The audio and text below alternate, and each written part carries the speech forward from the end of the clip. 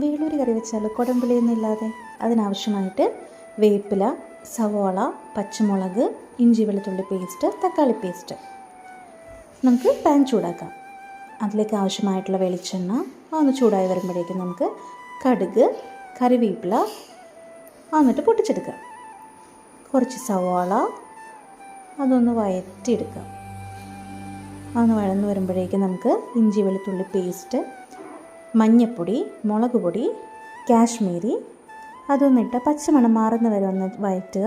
അതിലേക്ക് തക്കാളി പേസ്റ്റ്, അതിനാവശ്യമായിട്ടുള്ള ഗ്രേവി, ആവശ്യമായിട്ടുള്ള വെള്ളം ചേർക്കുക. കുറച്ച് പച്ചമുളക്, കറിവേപ്പില, ആവശ്യമായിട്ടുള്ള ഉപ്പ് ഈ സമയത്ത് ചേർക്കാം. അതൊന്ന് തിളച്ച് വരുമ്പോഴേക്കും നമ്മുടെ മീനൊന്നിട്ട് അടച്ചു വയ്ക്കാം. ആഹാ, ദേ മീൻ റെഡിയായി.